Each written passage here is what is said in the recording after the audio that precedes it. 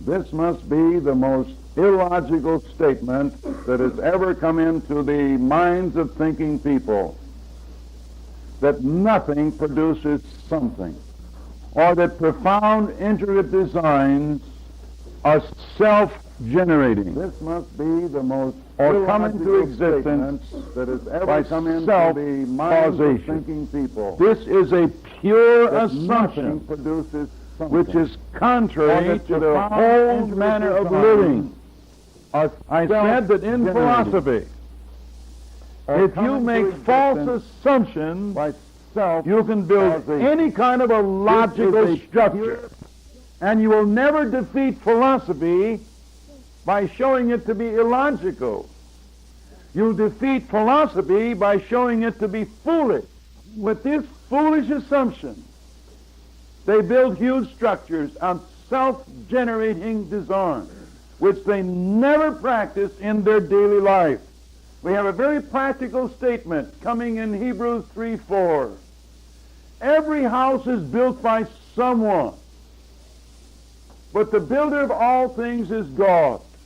Whoever believes that a beautiful house or building is self-generating, whoever believes that a storm came through, swept down some masses of trees, and suddenly a precise and exact building emerged. This is never practiced in daily life. So we could go through the various experiences of life, and every single person, regardless of his theories, practices common sense in his daily living. It's only when he comes to his great speculations that he becomes ridiculous.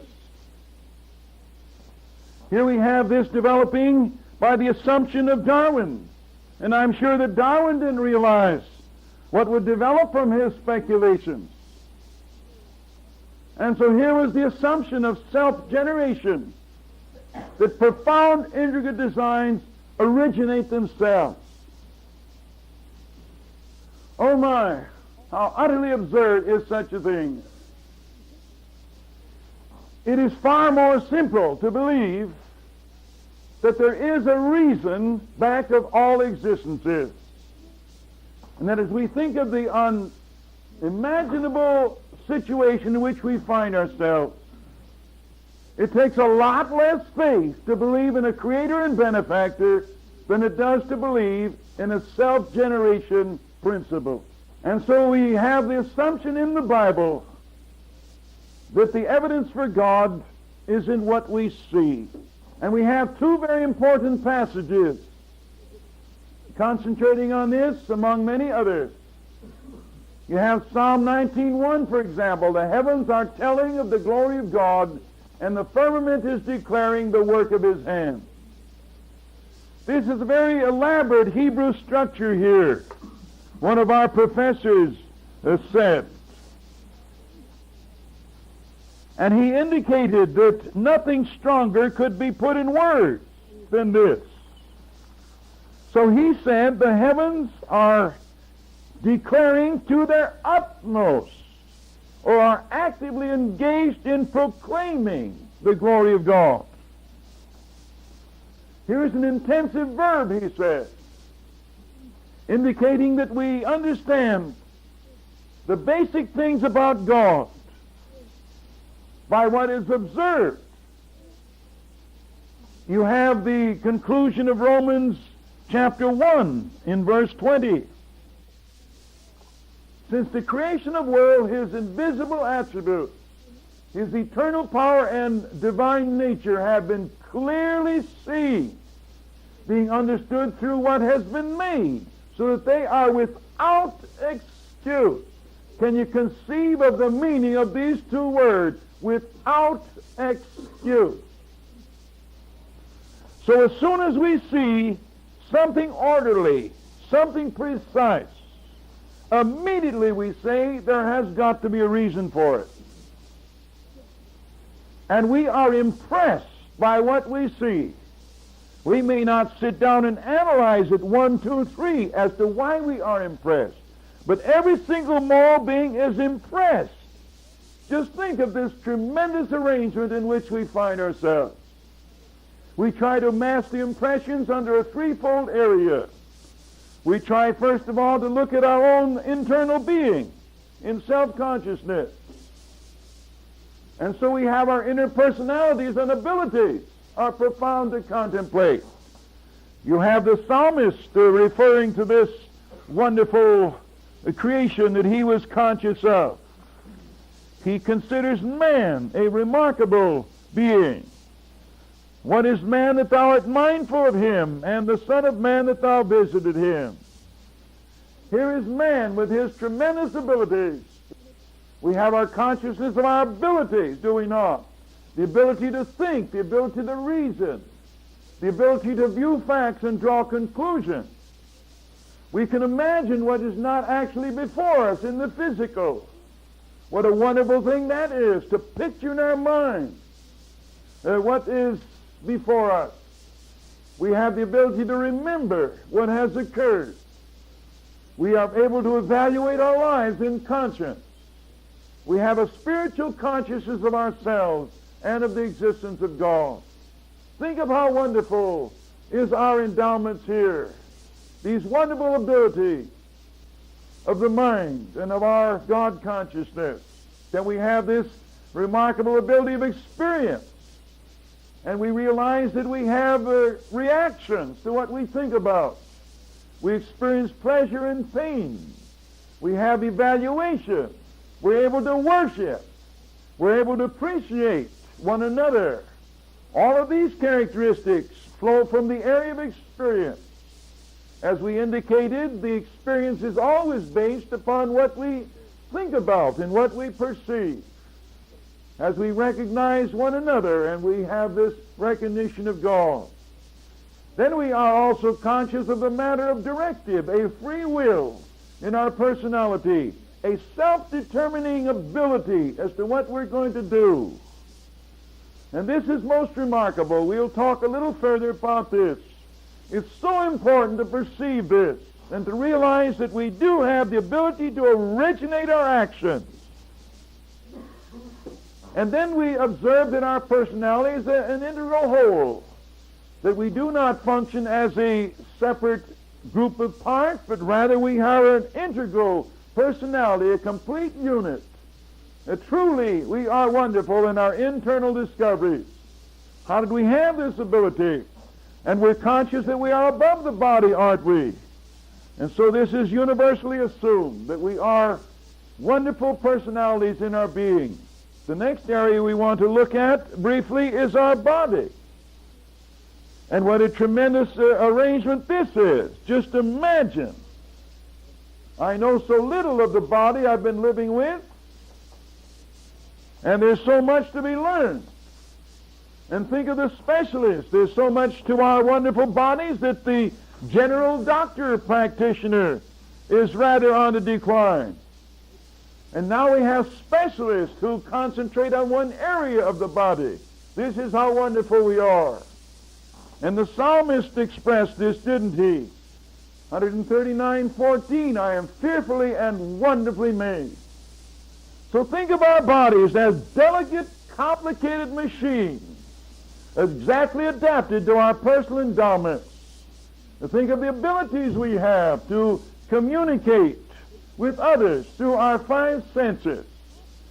Now we want to look at our bodies a little further. Think of the remarkable characteristics we have here. Oh, let's just imagine now this great assembly of mysterious unit here. Here are bodies. What are they worth? Just a few dollars as far as the substances are concerned. How can we conceive that such wonderful assemblies could be brought into existence with such utter cheap material? Only a few dollars then are involved. And the record says that God formed man out of the dust of the ground. And just think of the miracle this was. God spoke all these millions and millions of elements into their relationship. How can you conceive that this kind of a thing would simply happen, in other words? So here we have the material. Think of the skeleton we have as to the backbone and structure. We're supposed to have 214 bones as usually reckoned. And the backbone is supposed to have about 33 vertebrae in all its flexible joints, all lubricated and designed, you see. Just imagine this design.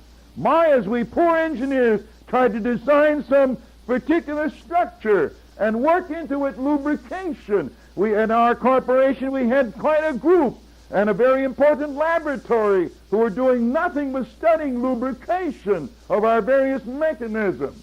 And here God has brought into existence all these joints and all these flexible units and the lubrication of them. And this whole arrangement, why, it just becomes utterly unthinkable that such tremendous arrangements could ever be designed.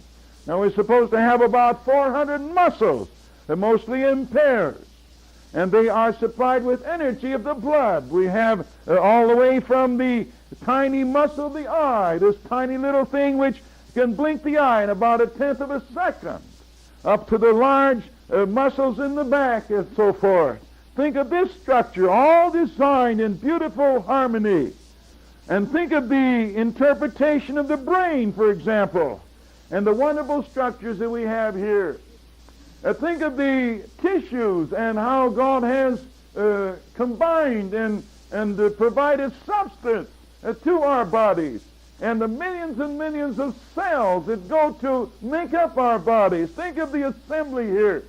And they tell us that our bodies are continually changing. And so the body you have today is not the same as the body you had about 7 years ago. There's a continual replacement arrangement. We not only have a beautiful, complicated arrangement, but a means of replacing them and keeping the cells in activity. Now think of this mysterious thing. Think of the skin and the outside covering. And think of the pores and the perception and all the millions of elements that go in here. How could you conceive that this would all simply emerge by happenstance of some kind? How can you imagine such a thing? And then can you conceive the headquarters of all operations, the brain and the head? As you realize, the poor hands can't do anything. Our bodies can't have any interpretation of themselves. They're merely the vehicles in which the brain interprets. And every single experience of our whole body is connected up to the headquarters, which is our brain. And we have all these unthinkable linkages in the nervous system and this unthinkable design. How can you even begin to think of such a design as this? And imagine that all of this, you see, would happen of its own self. How the mind is mystified in its profound appreciation of the wonderful things God has given us to observe. And think of the complicated nervous system then, with all its network, its miles and miles of linkages. And here we have messages going back and forth with unthinkable speed. And so the mind has to interpret everything that is going on in the whole personality. How can you conceive of such design as this? You get to the eye. Oh my. We don't appreciate our eyes till we have trouble with them. And so we have a remarkable, remarkable structure. And how do you ever put together such an arrangement of this? Here are two little cameras, if you please, automatic focus arrangement. And we have a unity of these two eyes. Of course, you don't see with your eyes. They are merely the means of interpretation. You see with your brain through your eyes, of course. The poor eyes can't see anything. They're just a means of the interpretation of the brain. And how the brain interprets sight, nobody has any idea of. And will you please tell me, how do you pack 1,000,000 elements in a single eye? There's supposed to be over 1,000,000 elements packed in one little eye we have.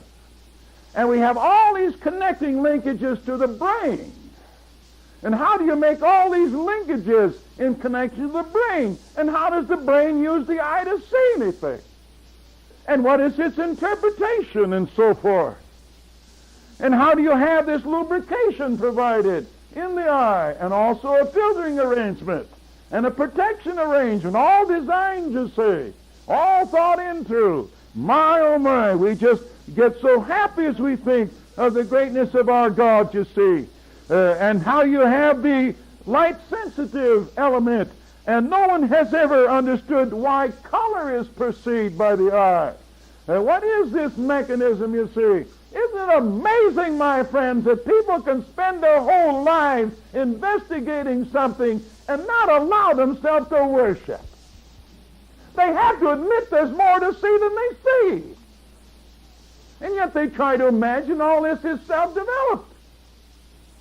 Why wouldn't they humble themselves in utter worship? This makes me so happy. Why, I got a wonderful God. I got a complicated God. He has abilities, unthinkable abilities, to do what man can't conceive of. I'm awfully glad that I've submitted myself to a God like this. You see, he's on the intelligence side. He's on the designing side. He speaks into existence to complicate man. And you know, God is doing many of these things, I think, for two reasons. The first thing, God does so many wonderful things because he just simply is wonderful. And a constructive personality wants to do things with ability. It's a lazy person doesn't want to use his ability to do anything. And so when we talk about wisdom, we're going to see that wisdom is a combination of love and knowledge and ability. In other words, love harnesses ability to do something worthwhile. And this is what we'll see wisdom to be. And so God is doing all these remarkable things because he's so capable of doing these remarkable things. Then he's done these remarkable things to confound man, to make man unsolvable in all his internal separation as he tries to imagine himself a separated unit in himself. You see, God is trying to make it hard for the unbeliever. The way of the transgressor is hard. Unbeliever is anti-believer. It's easy to believe. It's hard to unbelieve. You see, as we see all these unthinkable assemblies, how do you picture this eye, for example, and all its millions of linkages? I wouldn't have the least idea. One fellow has counted 137 million seeing elements in the eye. Or calculated this in this little tiny area of the retina here with this very hardly a square inch of surface. And all this is packed into this little section. And how do you harmonize these two with all this automatic focusing? You know, you can study the analysis of men, and they're trying to pattern their design after God's mysterious creation on every hand. And they're trying to spend millions of dollars trying to analyze what God has spoken into existence. Oh, I think it's remarkable. We have the ear, for example. What is sound? And how are you going to arrange to pick up sound? You have an opening, don't you? You have a megaphone here. You have a drum. You have a hammer, anvil, stirrup, and so forth. And these all vibrate with sound. And how does the brain pick up sound, for example? What is loud, for example, and what isn't? How do you distinguish all these mysterious things? Of course, the poor ear can't hear anything. Again, it's all connected to this integral linkage of the brain and the mind. Oh, how we see the remarkable things. We look at our other head arrangements here. You have the nose with its breathing and its filtering system and so forth. And what is taste, by the way? How do you create a taster? And how do you arrange this? And then, of course, the tongue again can't taste. It has to connect up to the brain. And the brain does the interpretation as to what's going on. Now we're going to see the goodness of God here. We have to eat to live, don't we? And God didn't want this to be monotonous, so much of a chore of duty. So he did two things. He created a taster that could interpret things. Then he created things to the taster to enjoy, you see. This shows design, doesn't it? It shows kindness, shows goodness of God. You see, before we think for an hour or two on a thing like this, we get awful happy that we're on the Lord's side. And we begin to say, like Paul, if God be for us, who can be against us, you see? If our God is so great as this, then what does it matter? The little opposition we have in our pursuit of things. And what are you going to say about the whole breathing arrangement, the chest and the lungs? And here we have these 20 to 25 respirations a minute. And here we have a mysterious mechanism that's a chemical activity. It picks out the oxygen out of the atmosphere and assembles what we need for the furtherance of our bodily structure. How do you design a lung system to pick up the oxygen and remove it out of the atmosphere? My, how we see God's development. And what about the heart as it keeps on in activity? Someone has said it takes 45 seconds for the heart to circulate oxygen throughout the whole body. Isn't that a challenging thing? Shall we fill our lungs with poison then, so that our bodies may be filled with poison? Here's God's remarkable design in this tremendous arrangement that He's made. What are you going to say about this heart that pumps away these 72 times per minute with its great unceasing activity? It's an automatic pump, and my, what research has been in this area, and millions of dollars are being spent trying to design mechanical hearts to replace the heart that God has created. And my, how natural is this functioning mechanism, which is valves and which is self-propagating energy. What makes this interesting instrument keep right on going? What's the energy back of it? Nobody knows. It just keeps on going. And think of the work it does. Someone has said that if you should assemble all the work that the heart does in an ordinary lifetime, you have enough foot-pounds of energy to lift the largest battleship of the American Navy right out of the water. So much work does our heart keep right on hammering away during our lifetime of activity. Think of the energy pursuing and pumping and working away at this mysterious circulation. What do you think about the blood, for example? Supposed to have about 25 million red corpuscles in it, picking up the oxygen and carrying it through the various circulatory spheres. And think of the connecting linkages throughout our whole body. And think of the circulation that's going on. Then we're supposed to have about 35,000 million white corpuscles. And they're picking up the impurities, the things that our cells cannot use. And they're rejecting those so we can have a constructive, self-energized matter of existence. My, as we think of this mechanism, this wonderful situation, how could that ever come to exist? And how are you going to interpret the digestive system? What is this long passageway that passes through our bodies? And the food goes through it and is treated with different chemicals. And the certain fluids are designed and brought in contact with the food, different parts of the passageway. And we're so intimately united in our personality that when we live an emotional upset, some of these fluids don't enter into our digestive system, so we do not digest our food, and into all kinds of complications in our stomach and in the situation of our whole life. Just think of the intricacy of God's design, that there should be these remarkable things that God has created. And how does the food move along in our digestive system? What about these automatic muscles and all these functions? We're a complete wonderful design. And I never heard of anybody proposing additions to our wonderful design. We hear of every hand trying to analyze the reasons for the various segments of our design. And think of the digestive in all the situations that come to our consideration. And what are you going to say about the privilege of having offspring? Here, I think, is the time of greatest difficulty for the unbeliever. Here we have the privilege of bringing new units of life into the world, with all its millions of elements all assembled there. And as we parents look at the beautiful, beautiful child with all its elements and its responsiveness, my, oh my, what a miracle is before our eyes. I remember a professed atheist from India a highly educated mathematician in our engineering department. And when he came in to tell us that they had been blessed by a beautiful boy, you could see that his atheism was at its lowest ebb.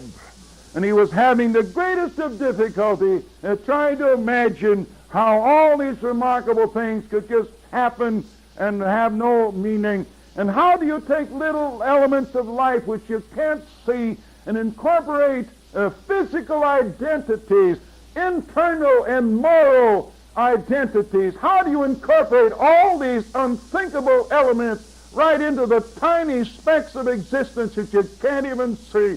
Scholars in medical science are trying to get into the study of genes, and they get real mysterious. And here you have microscopic genes, they say, which you can't hardly see under the most powerful microscope. And these are assembling to do some of these remarkable conveyance. How do you convey not only physical characteristics, but also internal personality characteristics, and so on, through elements like this? Does anyone have any answer for anything like this? You see, if you can answer this, you don't have to worship. But if you can't answer it, the only intelligent thing to do is to worship. And I can't begin to have any solution for these unthinkable miracles that are surrounding us. Therefore, this to me is a vehicle of total humiliation before such a great God, who has allowed me to live and discover these wonderful things. Remember, I said yesterday, you cannot have a greater concept of yourself than you're willing to conform to. Man can't think he's such a wonderful being and go out and abuse his life. You say, are there absolutes of moral character and moral respectability? Certainly they are. How can you think of our wonderful creation and think they're not absolute? What did God do? Design all these wonderful things for us to go out and abuse them worse than many animals? I'm sure that many animals wouldn't want to believe in evolution if they could understand what's going on. They would be ashamed of so-called evolution.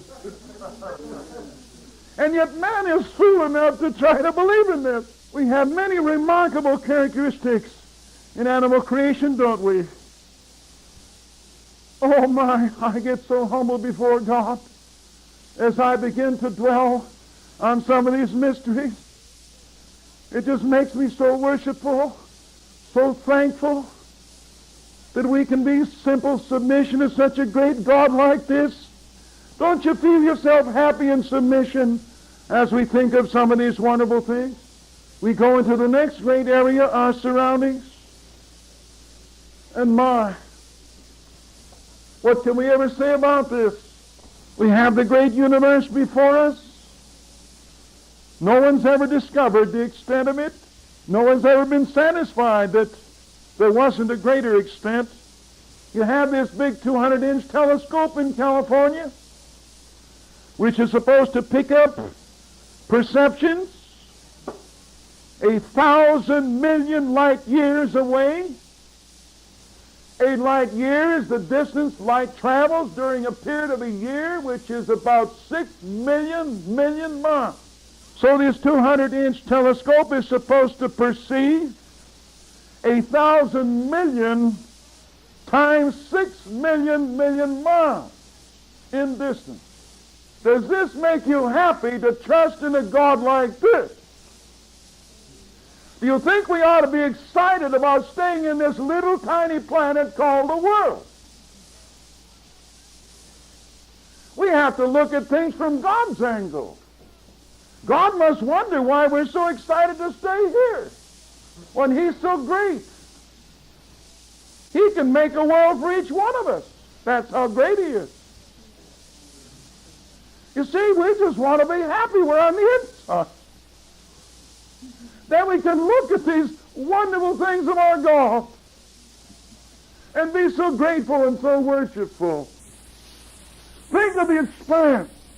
Think of the galaxies or groups and masses of bodies. Think of the arrangement. Why, one star is supposed to be so big that you can take the full orbit of the Earth, 93 million miles approximately, around the sun and put the whole business right inside the surface of a star. My, just think of the immensity of our God. Do you think He's able to help us in our situation? Do you think we should have faith in a God like this? Should this help us in prayer? Jesus said if you have faith, if you can believe in your heart, things can happen. Now, things we need to believe God for right here in our present situation in this school. Are we able to believe God for something? If God is so great, then don't you think He can move into our situation, whatever it is?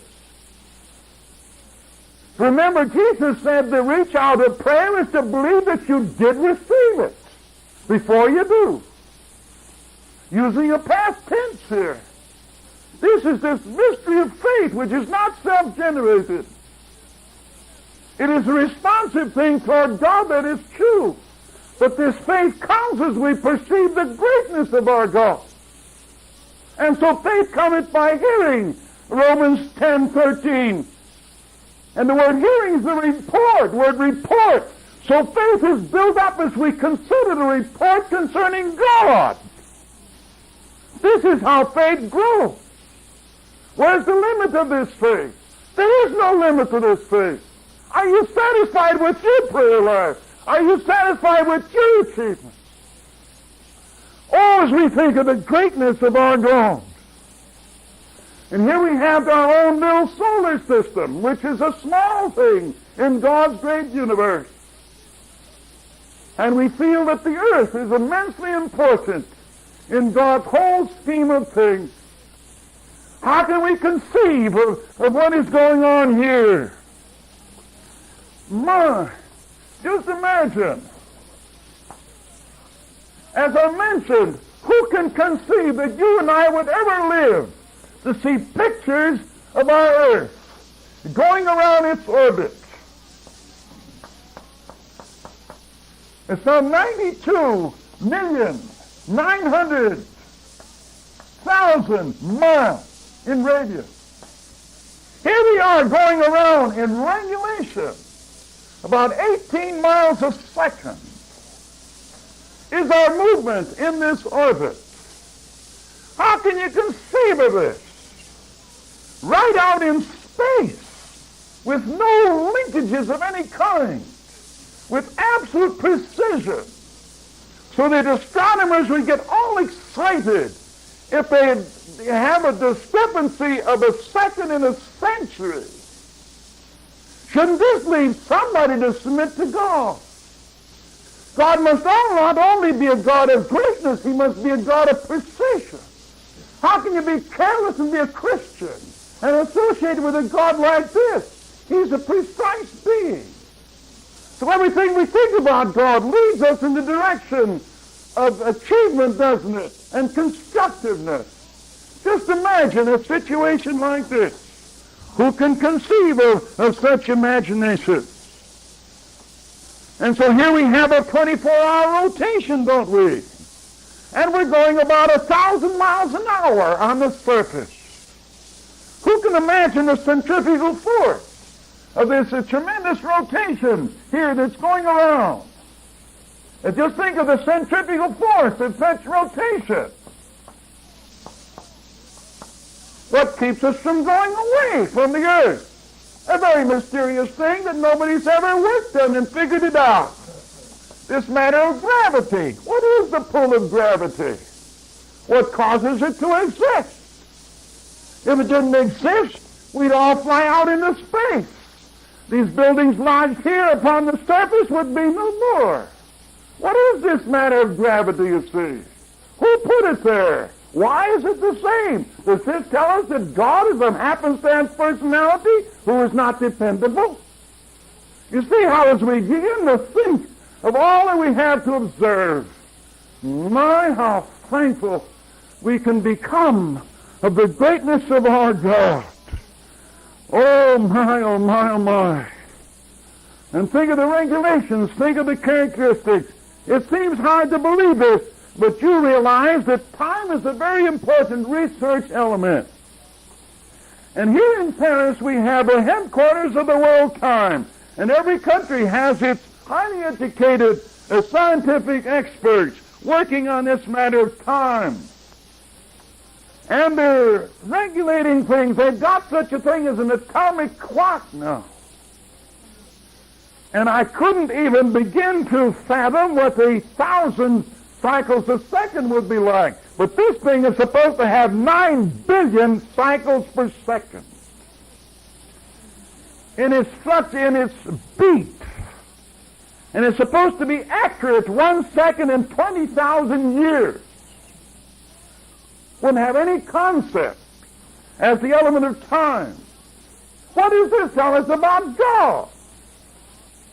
That God is some happenstance being that you can't depend upon? That he just does things carelessly? Does this give us the idea of God's carelessness? And every once in a while they have to add a second or deduct a second from our yearly calendar because time is not accurate enough to determine what's going on. So here we have the great precision of God. What happens here, you see? How does all this exist? What kind of intelligence do you think it is to say all of these are just happening? And here we are sending out heavenly bodies to other planets in our solar system. And they're going off for months and months in the future. And we have our computers calculating where these different bodies are going to be. Why, there's certain cycles that happen every nearly 100 years. And they expect them to happen in the next 100 years. They're making plans for it. Why doesn't somebody see the operations of God? That God is a precise being. How can they keep on in all these analytical studies and not be humbled before such a great God as this, you see? And we can be glad we're on the Lord's side. He's our God, you see. Doesn't make much difference how long we stay here. If we have faith, we're on an eternal concept, not some little fluttering, emotional thing. We have a God we're happy with. May it never be said that we wish we didn't have to submit to a God like that, that we actually think the gratification of the world is better than our relation to God. Oh, how it bothers me to hear such things as that. Things of the world better than associating and thinking about the great God. You see, unless you're willing to follow along with the increase of your faith, you can't have it. Isn't this sorrowful? You can't have the expanse of your concept of God unless you're ready to aim your life higher, can you? If you want to shoot low, you've got to have a low concept of existence of some kind. But now we're getting a high concept of existence. And I'm sure we all feel the drawing power of this high concept of existence in the great being of God. Oh, how sweet and how lovely to think of the being and existence of God and his great operation. My, how many things we can think about here. And here you have such simple things as the atmosphere. And here we have the life breath for creatures. A specific ratio, don't we, of nitrogen and oxygen. Think of these proportions, about 78% nitrogen, about 21% oxygen. And here's the design, isn't it? In other words, God designed a breathing arrangement for us. He designed an atmosphere to be breathed. He put all this together, you see. Design, harmony. And here's a remarkable thing, my friends. It's amazing that this has only been discovered about 250 years or so. Here was this Joseph Priestley, a clergyman here in England, a practical scientist, and he was experimenting with some mice here one time. And he put them in a closed jar, and they began to lose their energy of life after a certain short period of time. So he just tried something. He put a plant in with these mice, and he noticed that they were vigorous and kept right on living in vigor. Isn't this amazing? How does this happen? Well, here's another design. The plants pick up what we don't want and give us what we want. Supposing that was reversed. So we give off carbon dioxide. This is what the plant picks up. And the leaves of the plant are a chemical factory. They're picking up the carbon dioxide that we don't want and giving off oxygen, which we do want. Does this look like a careless thing on the part of God? So lo and behold, Joseph Priestley discovered this remarkable thing. Here again we have design, don't we? Supposing the whole plant life wanted the same thing we do. This is why when you get into a forest and you breathe deeply, you feel invigorated with oxygen, don't you? Design. You see, God's thought, don't you love a God like this who's thoughtful and wise and intelligent? Really, it's not happy to be careless. Where did the idea come from? Let's work as short a time as we have to and retire as soon as we can to do nothing. Just as though it's going to be happy to do nothing.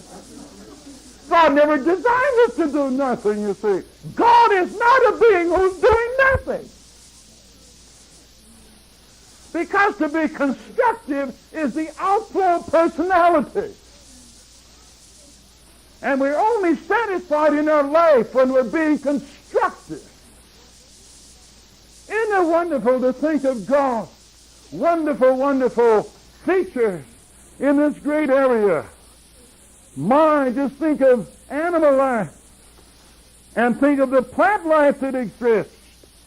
Who can imagine what's in a seed? And it's interesting. I'm going to have a time of worship again as some of our roses come up. I took off the cones and fertilized them a little bit and dug up around. My dear wife, when she was home, appreciated them so much. All right, here are some stems, and here's the black dirt. And I expect that they'll be the same kind of flowers they were before. And pretty soon there will be a nice growth. It'll have a specific spacing between leaves and all of this, and pretty soon there'll be a lovely little bud.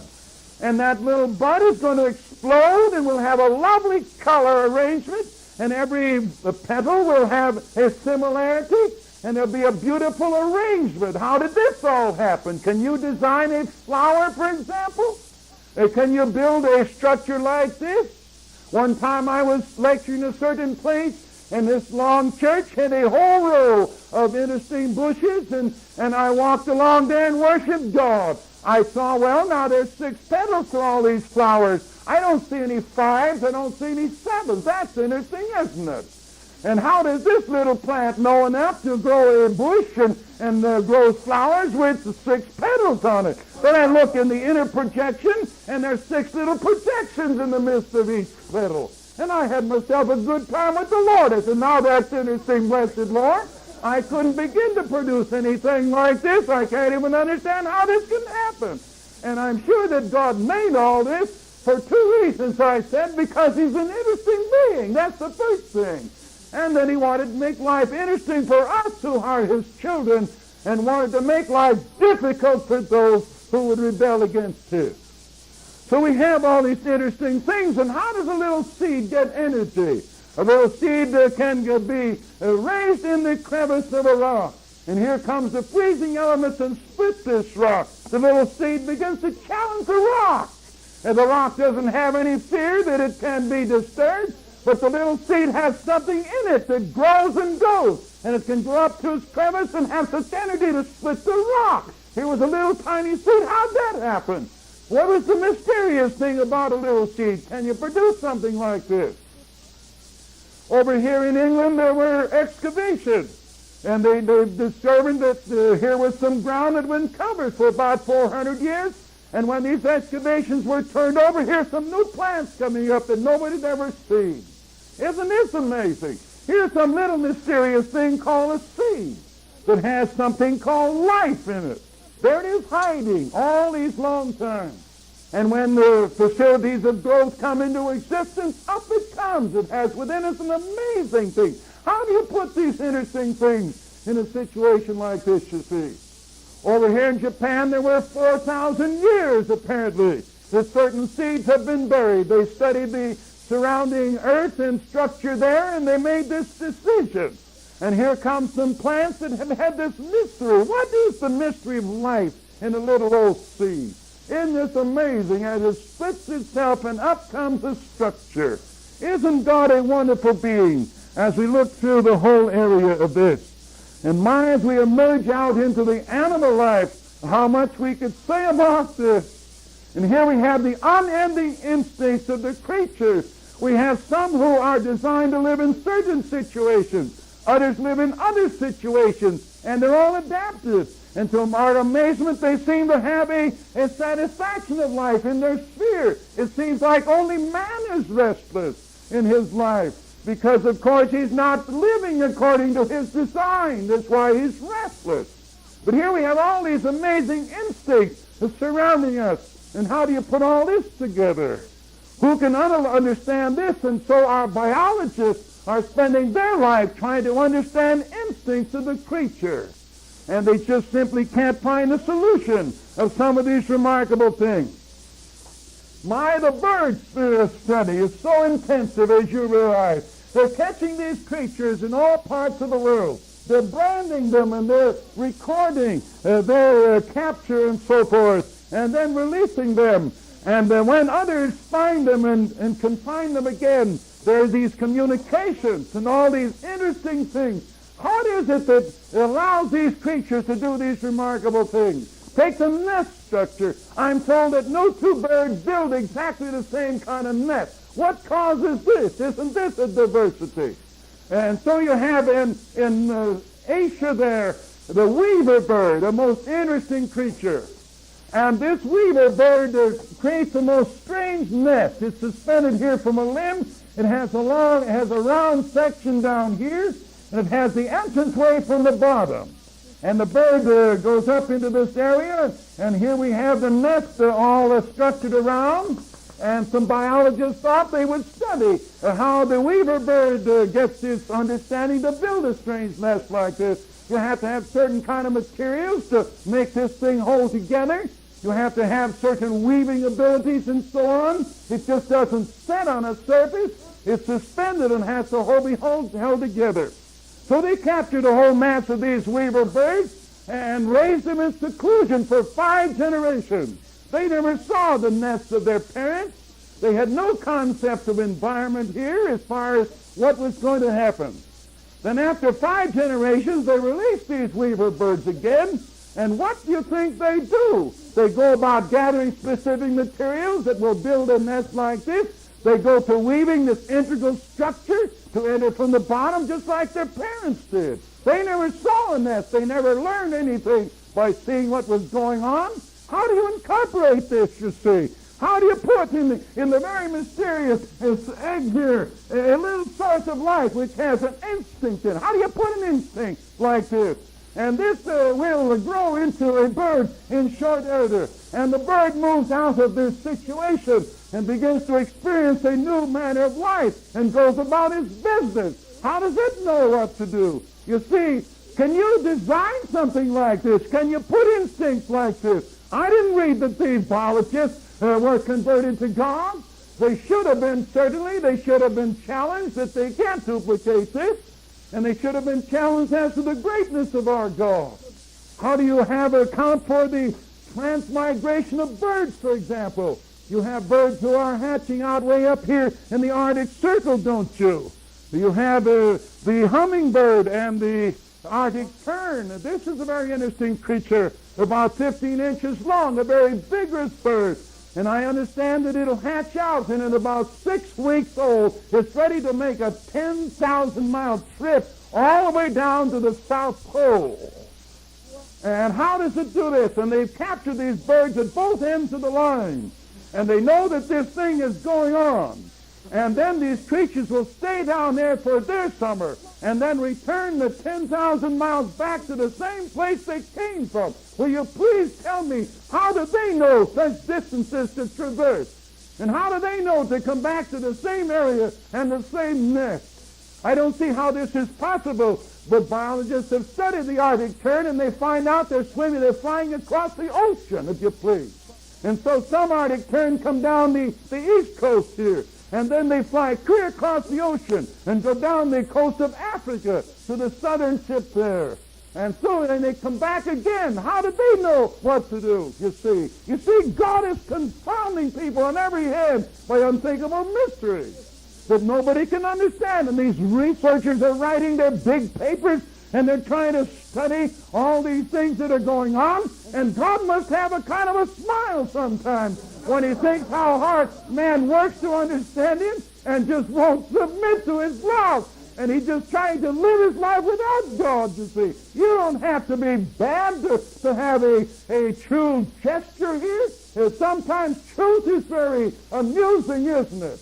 And when man thinks he's going to rebel against God, it is amusing to God in a certain sense. For example, the psalmist says that God shall laugh them to scorn. Now, you can't blame God for this. Because here we have this little planet called the earth. And we have some little tiny creatures lifting their fists against God.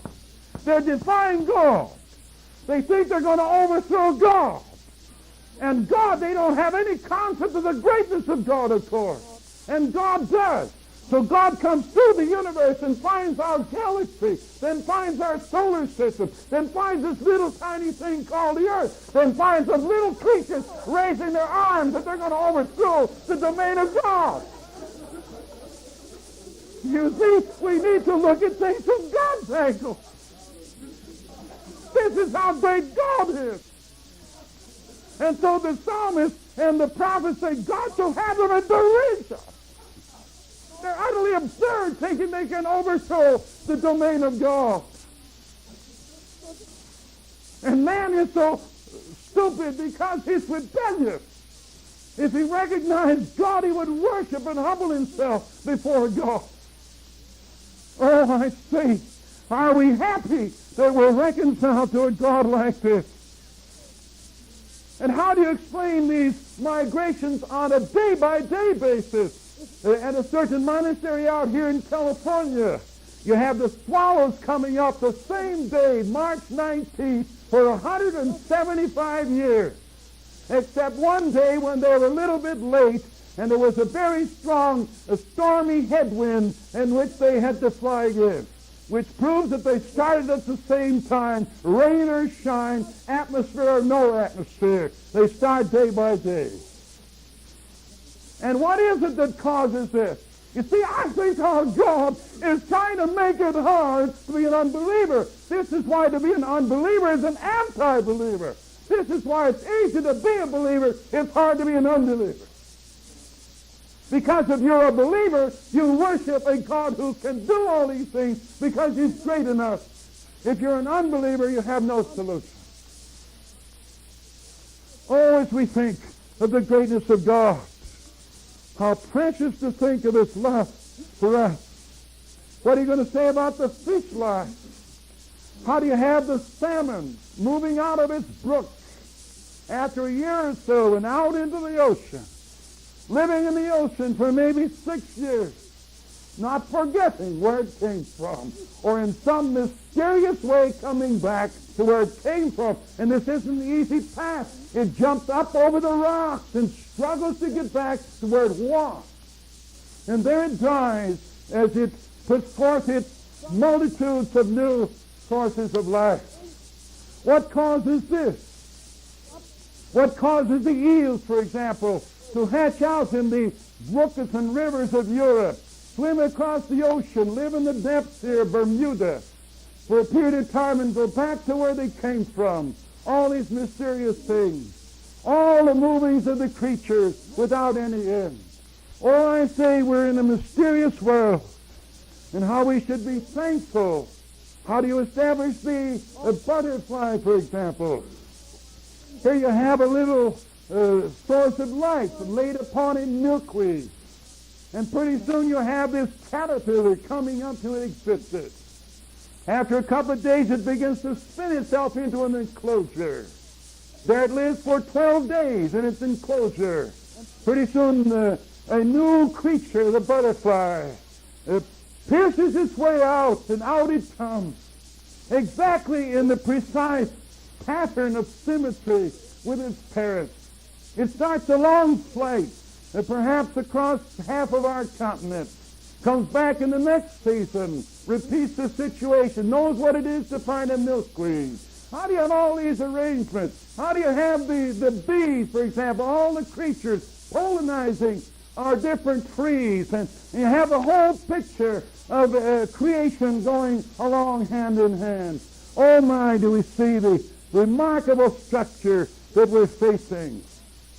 And how do you account for the beautiful things God has given us to look at? Do you think God has aesthetic beauty? Do you think he's a lovely character? Think of the color schemes he's given us. Think of the arrangements he's given us. This tells us of his character, doesn't it? Think of the procedure. We don't think of a snowflake as very remarkable. But those that have studied them find they're six-sided. And that there are never any two alike. Why, there are millions and millions of snowflakes. Trillions of snowflakes. What kind of a being is God to make this diversity? How do you have a little droplet of water expand and explode into a snowflake? And take pains that it has a precision. Why, our concept that God is growing so big that we have to grow small. You see, if we want to get people to humble themselves, let's tell people what God is like. And let's point such a picture of God that they'll embarrass to be proud. And see that they have nothing to be proud about. And what should we say about the whole reproduction system in the animal creation? Oh, how unthinkable are we confronted with the existences of life. Oh, I'm so grateful to have a God like this. Here then is the foundation of our guilt. Men are not going to be sent to hell for rejecting the gospel. Many haven't heard the gospel. This can't be the basis of guilt. The basis of guilt is to refuse to respond to the remarkable discovery that every moral being is faced with. Truly, it's a great sin to reject the gospel. And I viewed myself as a boy as 1,000 times more guilty than some friend of mine down the street who never heard of the gospel. So to reject the gospel is a terrifying thing and increases our guilt. But the basis of guilt is the recognition that there must be an author of these remarkable things that we perceive and discover in our processes of observation. Heavenly Father, take some of these thoughts. Give us some concepts, we pray, of thy greatness. Increase our vision, Lord, of who thou art. Truly our hearts burn within us as we think of thy greatness, and thy Holy Spirit has come in our presence to live in some little way something of thy greatness. In Jesus' name we pray. Amen.